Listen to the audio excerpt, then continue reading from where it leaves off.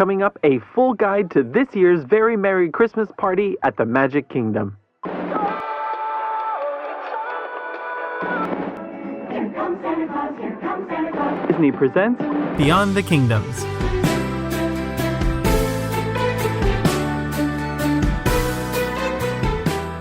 Hello everyone, and welcome to this week's main show of Beyond the Kingdoms. I'm your host David, and in the world of Disney, Halloween is over and it's full steam ahead to the holidays.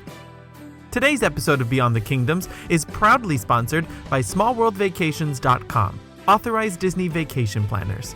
Their team of knowledgeable agents have been creating the magic for over 20 years, and they can book your next trip to Walt Disney World. Just visit their website to get a free quote. Small World Vacations, where the magic begins. But let's now jump in and take a look at the 2018 Christmas party at the Magic Kingdom. Mickey's Very Merry Christmas Party is a yearly event that takes place at this park from November to December. This is a separate ticketed event, so if you're planning to be at the Magic Kingdom on the same day a party takes place, you will need an additional ticket to experience this event in the evening. Now, you might be asking, why spend the extra money to attend this? Well, the answer is simple. If you want to experience the magic of the holidays at this park, this is perhaps the best way to do it. Even on sellout nights, this party has a significantly lower number of people in comparison to a normal day at the Magic Kingdom. And we all know that week between Christmas and New Year's is perhaps the busiest week at Disney World. Therefore, if you love the holidays but hate the crowds, this is the event for you. Altogether, the Christmas party this year will take place on 22 select nights between November 8th and December 21st.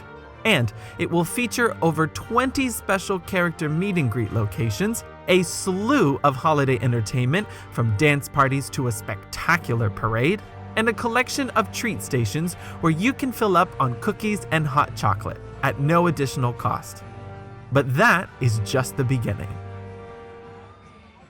All of the information in today's guide episode comes from Disney directly or is based on information from last year's party. As of November 3rd, Disney has yet to announce certain small details for this year's Christmas party, including specialty treats. But we do officially know already that there is one major new addition for 2018.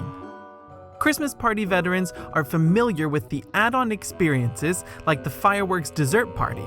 Well, Disney has upped the ante this year with a food and beverage experience that includes reserved viewing for Mickey's Once Upon a Christmastime parade.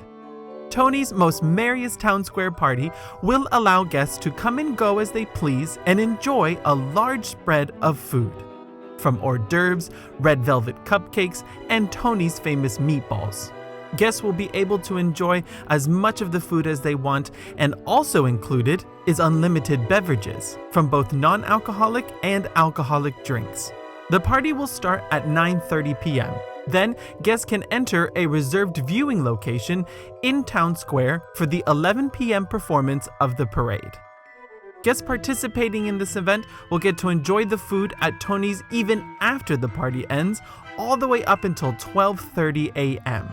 Tony's Most Merriest Town Square Party will cost $99 for all guests. For more details, I'll leave a link in the description below. Now, shifting gears a little bit, I want to talk about entry procedure. Disney tested a new entry and exit procedure at the Magic Kingdom for both guests entering the party and guests leaving the park and not staying for the party.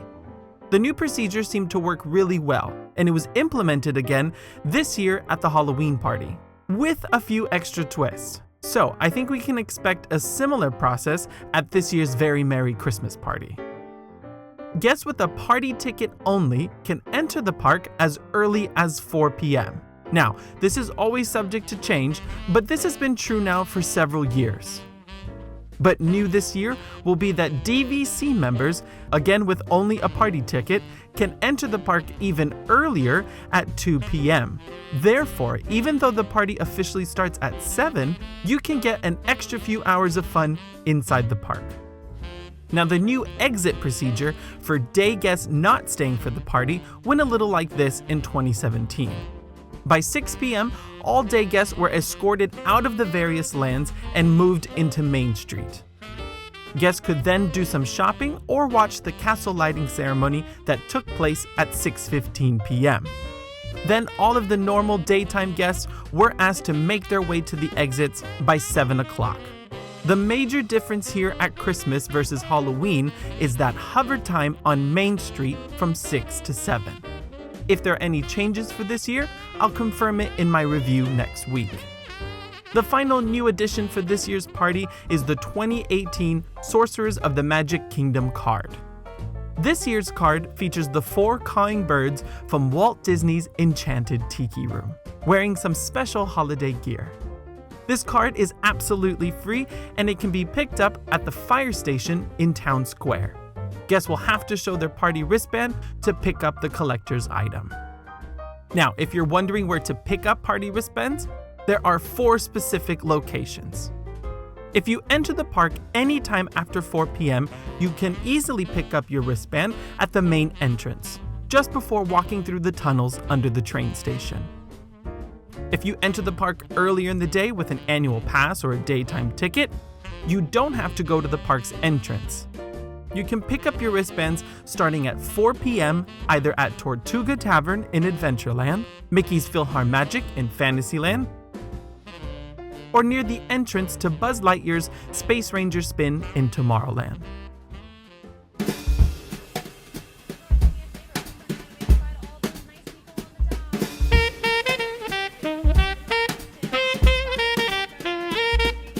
Mickey's Very Merry Christmas Party is great if you want to enjoy a less crowded evening at Magic Kingdom.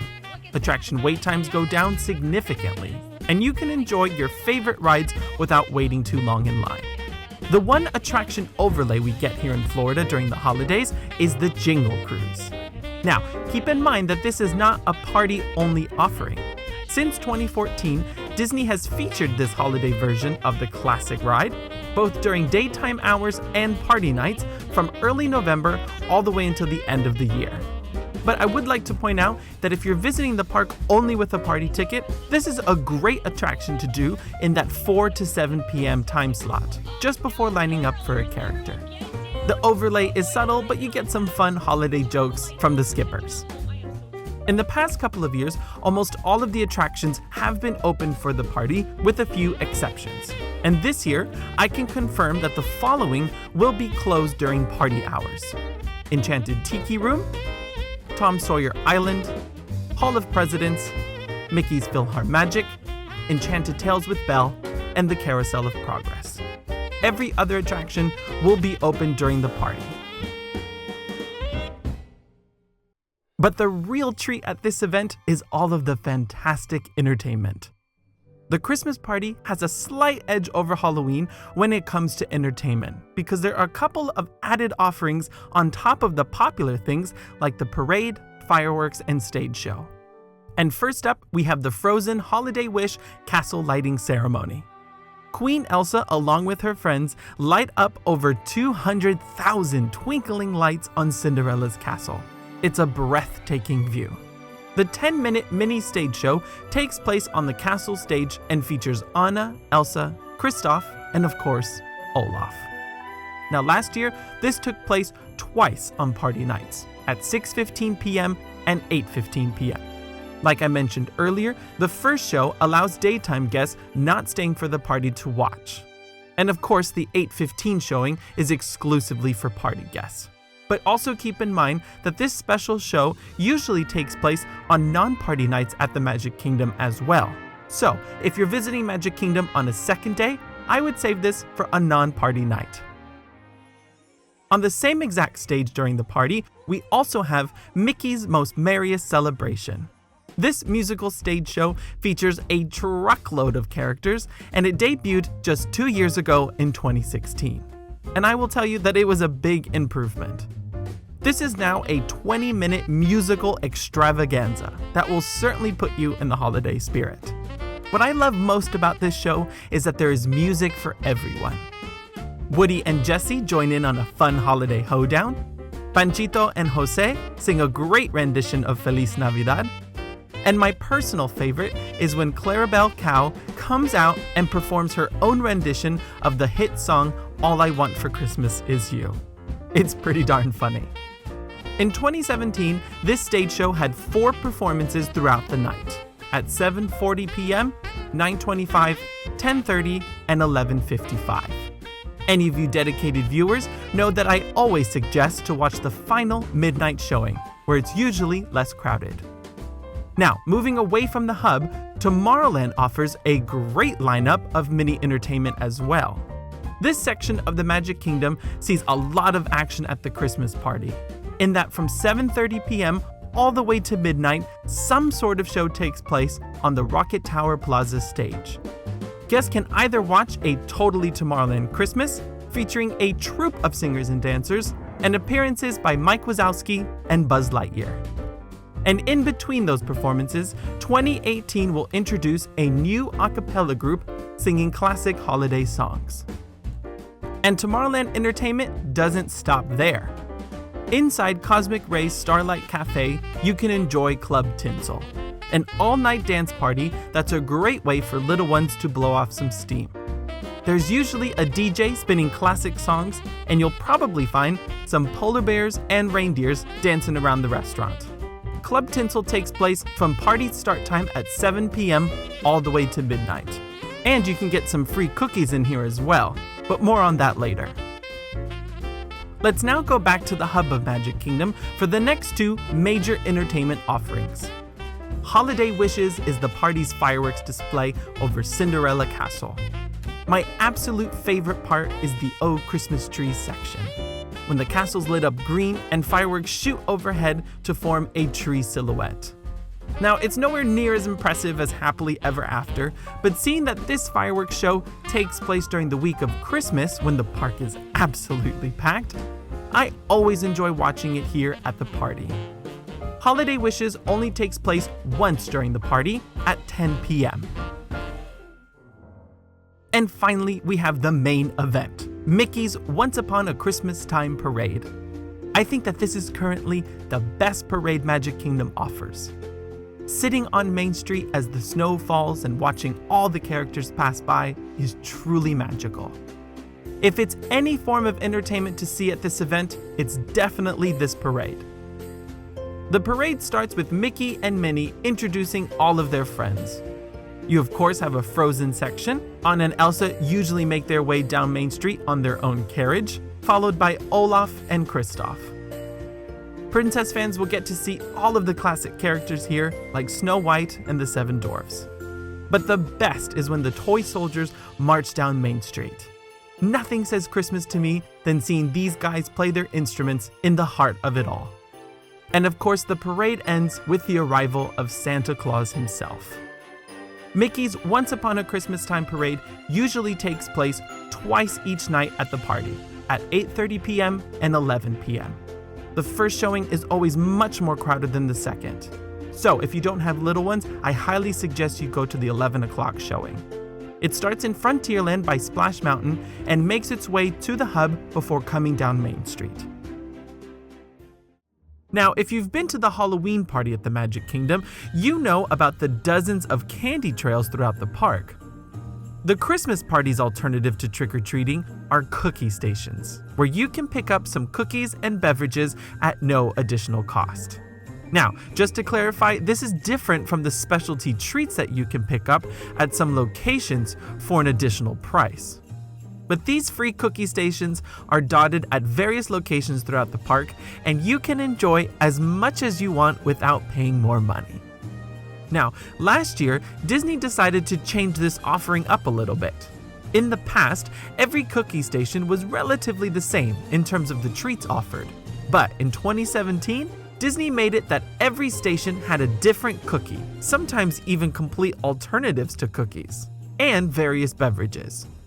This was a great addition for those people who prefer a few savory treats as opposed to just sweets.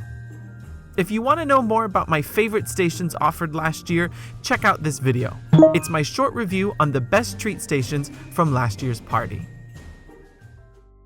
But today, I want to quickly recap what treats were available at each location. Now, it is very possible that Disney can change these offerings for 2018, so make sure you come back next week to watch my full review, confirming all the details. First up, we have Adventureland. At Tortuga Tavern, Disney served up a snowman pretzel with a snow cone. Only in Florida can you enjoy a snow cone in December. Now, Frontierland had no treat stations last year, so our next stop takes us to Liberty Square. And inside the Heritage House, you can find ginger molasses cookies with eggnog. Over in Fantasyland, there were 2 treat stations last year to enjoy. At Pinocchio's Village House, there was a rotation of various cookies. This changed all the time, so if it's kept the same this year, this could be a good one-stop shop for a few different things. Then, across the way at Friar's Nook, we had Dove chocolate and sparkling cider. And finally, in Tomorrowland, we again had 2 treat stations for last year. First up, we have Cosmic Ray's Starlight Cafe, which had an army of cast members serving up classic snickerdoodle cookies and hot chocolate.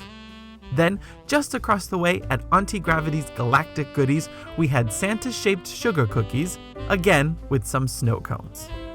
Now, in 2017, this next station was not officially on the party map, but I found this last treat station tucked away in Storybook Circus.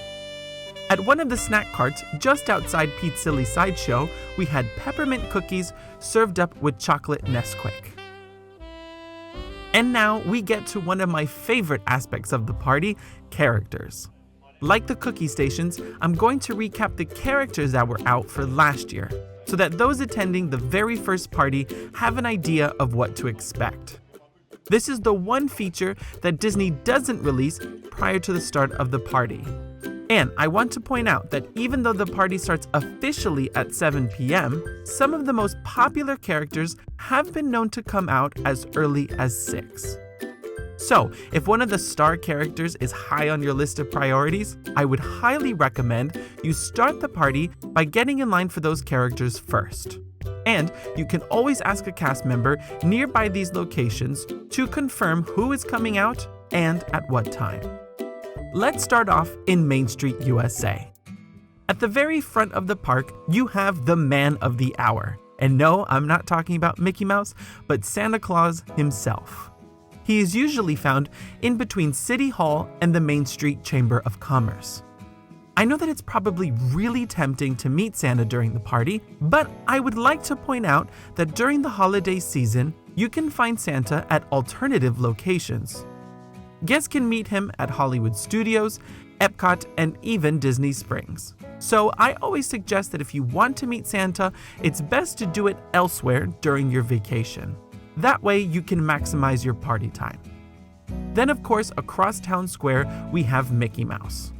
Now this one is tricky because even though Mickey meets guests all day long, he usually switches into his Christmas suit for the party starting at 7 p.m. Now, let's travel into Adventureland. New for 2017, at both the Halloween and Christmas party, was Moana. She has proven to be one of the most popular characters to meet at the parties. Now, at this year's Halloween party, her meet and greet location was moved to the pre-show area of the Tiki Room. That worked out very well this year during Halloween, so I suspect that the same thing will happen at this year's Christmas party. Also in Adventureland, you'll find characters from Aladdin at the Agrabah Bazaar. This one is also tricky because characters tend to rotate throughout the night. You usually get to meet Aladdin in his Prince Ali costume with Abu, or Genie together with Jasmine. This is one location where you want to double check what's going on with a cast member before getting in line. And finally last year, we had Jack Sparrow across Pirates of the Caribbean, where the pirate tutorial show used to take place. Now, just in the last few weeks, the daytime pirate show has been scrapped from the entertainment lineup. Instead, guests can now meet Jack throughout the day in this exact location. So I'm not sure if it's worth doing him anymore at the party, or if Disney will change the character in this location this year.